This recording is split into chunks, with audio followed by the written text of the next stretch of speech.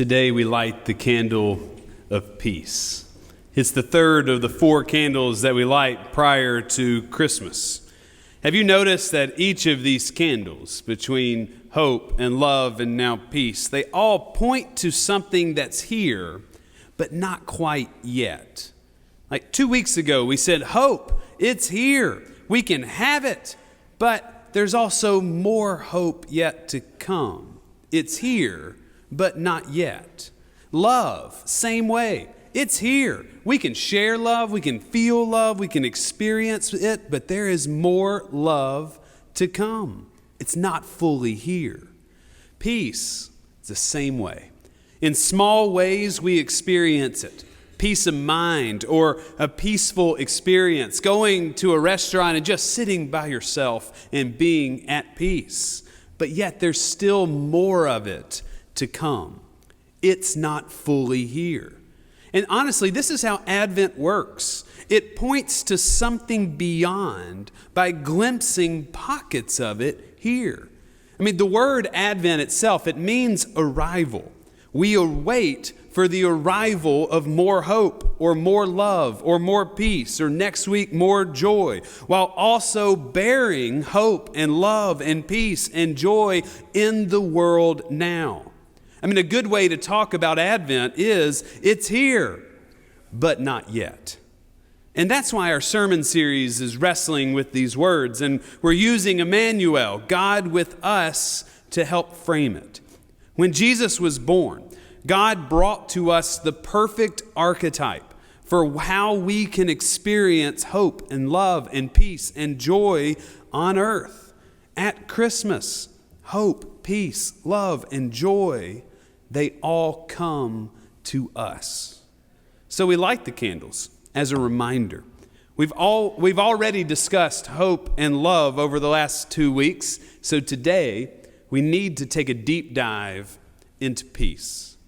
In your Pew Bible, the word peace is written 340 times. The majority of the time it's found in the Old Testament, which makes sense. It's just a bigger piece of literature. And it's always about departing somewhere and to go calmly.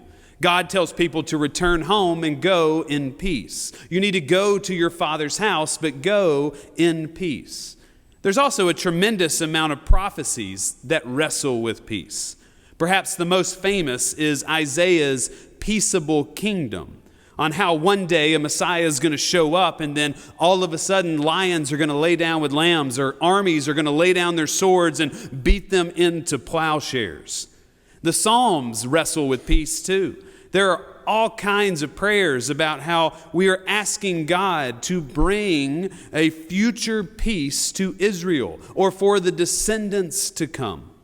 Maybe not surprisingly, a quick word study will show that the Gospels, even as small as they are, they talk about peace a lot.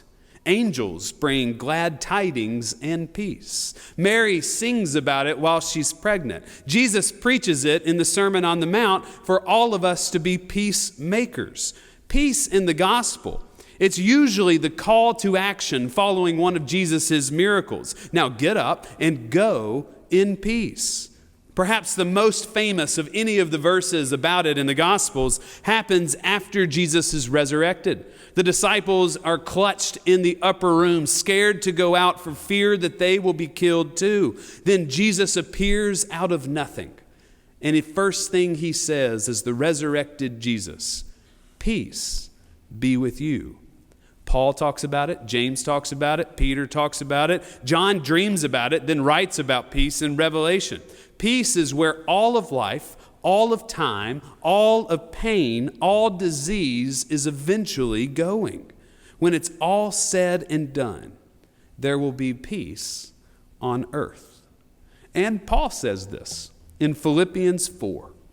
The peace of God, it will guard our hearts and our minds and point us to Christ Jesus. What a line. The peace of God will guard us and lead us to Jesus. But you have to wonder, how? Well, honestly, we don't know. And Paul addresses this too in verse 7 in chapter 4 of Philippians, that peace, it will always surpass understanding. Peace is the strange idea that eventually all is going to be made right, and there is not going to be any war or pain or disease or anger anymore. But something the Bible seems to point to is we don't know exactly what this looks like. Although it does explicitly address that peace is not the absence of something. The Bible shows us peace does not come because there's no pain or war or disease. It is not the removal of pain, war, or disease. Rather, peace is the aftermath after we go through all of those things. Lepers have to get healed of their leprosy before they go in peace. Jesus wakes up in a boat on the Sea of Galilee with a storm. It's in the storm that Jesus stands and says, "Let there be peace." The disciples are fearing for their lives in the upper room. That's when Jesus shows up and says, "Let there be peace." Peace is always the aftermath. You have to go through the fire to experience it. You have to endure the dark to get to the dawn. Peace doesn't just appear. It is hard earned, and we have to work for it together, which means Christian peace is here, but not yet. We have it, but only in part. We still have to work towards more of it. And we have to believe that despite the visible evidence, that this world is moving us towards peace. But exactly how, that's the mystery. And Paul owns this in Philippians 4. Peace is what surpasses our understanding, which is also why we need in Advent hope and love to go with it, because it's a part of the equation. If all you are doing is going after peace on your own, then it will inevitably leave you depressed. There is too much darkness for you to go at peace alone. There's too much sin to think that you can obtain peace all by yourself. Peace is something that has to be worked on together. And I think that's why Paul admits that it is something that surpasses our understanding. It is beyond what we can comprehend. Because we're never going to get everyone working in the same direction at the same time for the same outcome. There's just too many people. There are too many ideologies that exist. There are too many Christians that hate different things. There are too many Christians that love different things. There are too many Christians that understand peace differently, which is something that we all have to admit, that not all of us, not even Christians, are rowing in the same direction. So how can we work towards peace if we're all over the map? This past Friday, school was canceled because there was no ice or snow. It was just needed to cancel school. So we didn't know what to do with our kids. So we went to the movies and we went to see Frozen 2. Honestly, it's wonderful. It is a wonderful movie. If you haven't seen it, I'm going to say a little bit about it, but I'm not going to ruin it for you. There is a song about 2/3 into the movie that the actors are wrestling with what to do when you don't know what to do. If you have all these options and you're fearful and you don't know which way to turn, what do you do? And there's a song that immediately bursts into the scene and they all start singing, "You do the next right thing." How can you work together for peace when we're all over the map? You do the next right thing. How do you work for peace when you don't know that you can overcome the disease or the pain or the hurt or the war? You do what you can do, which is the next right thing. When everyone starts doing the next right thing, you start rowing in the same direction. There's an old Christmas carol that speaks to some of this tension we're wrestling with. You may know it. I Heard the Bells on Christmas Day. It was written by Henry Wadsworth Longfellow in 1863 during the American Civil War. Bet you didn't know that, and that matters. I want to read you some of the lyrics. Over the years, this hymn has found itself in and out of hymn books because, honestly, we don't know what to do with it. Is it a Christmas hymn? Is it not a Christmas hymn? It seems to be very joyful. It's talking about Christmas bells, but it does something most hymns don't do. It acknowledges the dark. It admits that there is pain that we have to go through in order to get to the peace. And about 2/3 into the song, you realize, well, this really isn't a hopeful Christmas hymn at all. But then you start looking at it at the whole, and it kind of is. So over the years, it's interesting. Sometimes it's in the hymn book, sometimes it's not. If you're wondering at ours, it's not. The song goes like this. I heard the bells on Christmas Day, their old familiar carols play. Wild and sweet the words repeat of peace on earth, goodwill to men.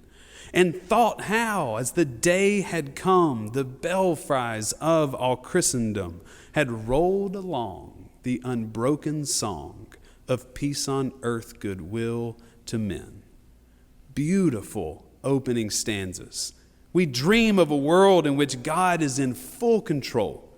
Death is no more. We dream of a world where we can sing an unbroken song of praise, believing that this song is leading us towards peace, even if it's not fully realized yet. But then the dreaded third verse. And in despair I bowed my head. There's no peace on earth, I said, for hate is strong, and it mocks the song of peace on earth, goodwill to men. Wadsworth picks up on the fact that all of us may want to dream about a future where pain is no more, where there's no more war, but we can't. Because the hard truth is there is pain, and there is war, and there's not peace on earth. Hate is way too strong for people to experience peace. Hate mocks the song of peace for people of the earth. I mean, listen to this verse. And in despair, I bow my head. There's no peace on earth, I said. Hate is strong. It mocks the song of peace on earth, goodwill to men.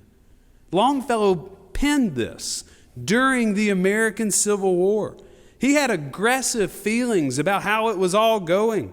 For him, hate was too strong. It mocked any attempt for peace on earth and goodwill to men. I mean, you especially feel the weight of this poem when you realize that Henry Wadsworth Longfellow actually wrote 2 more stanzas that go next. Now, hymn books never publish these because we don't know what to do with them because it gets even darker. Now, Pastor Larry wrote about this in our pastor's blog this last week, and it fits. It's very interesting what Henry Wadsworth Longfellow does next. Now, this isn't in the song, but this is the 4th stanza. Then from each black accursed mouth, the cannon thundered in the south, and with the sound the carol drowned of peace on earth, goodwill to men. It was as if an earthquake rent the hearthstones of a continent and made forlorn the households born of peace on earth, goodwill to men. Longfellow is admitting straight up the American Civil War, the cannons that thundered in the South, it drowned the carols we sing at Christmas. It silenced any song we had of peace. It made forlorn the households born. And Longfellow is admitting that peace is a great dream, but it can't come true because we are not all in this together. We are not all doing the next right thing. Our hate, our wars, they mock any attempt at peace. And we know this. Deep down, we kind of know to admit this. Peace is a pipe dream. As long as there are people and free will, people will use their free will to go their own way, to not do the next right thing. There will always be a me and mine and a you and yours. And if you aren't with us, then you're against us. And if you don't conform to the standards that make the most sense by me, then you're dangerous. You're an enemy. You are unwelcome to live around me. And the safety and future of all generations means that you must be labeled as someone we must hate. Because hate mocks the song that we try to live by. And we think we need to defeat those people that we hate. But the irony is, the kind of fear, the feeling of scarcity that we have in making sure that the other person must be stopped, it never leads us to peace. It never looks like, sounds like, or feels like peace that comes at Christmas time. Not the way the Bible describes it. Peace may feel like a pipe dream, but it's not meant to be, not according to Scripture. The Bible openly admits peace is hard. It's beyond our understanding. It is always the aftermath of people doing the next right thing. And it is never going to leave pain or to absorb pain. It's always going to come after it. I think Henry Wadsworth Longfellow knew this, because this is how he finishes the hymn. And this is why it's a Christmas carol. And hymn books that don't include it get it wrong. This is the last verse. Then pealed the bells more loud and deep. God is not dead, nor doth God sleep. The wrong shall fail, the right prevail, with peace on earth, goodwill to men. Wadsworth reminds us that no matter the pain, no matter the war, no matter the hurt or long suffering, God is not dead, nor doth God sleep. The wrong shall fail, and the right prevail. This is what peace looks like in the Bible. We're seeing a glimpse of things to come and in the aftermath, if we work together to do the next right thing. So maybe it's right that we sing "I Heard the Bells" on Christmas Day. It reminds us of how wicked and gross and defensive we can be, but it also points to a better tomorrow. And so does Paul in Philippians. So may we be bearers of this peace. May we champion the same peace that Paul preaches about. Think about how you can participate in bringing peace on earth. Think about how you can row in the same direction as God, because God is going to redeem all of this, and we can help. God just needs us to do the next right thing and to be bearers of peace.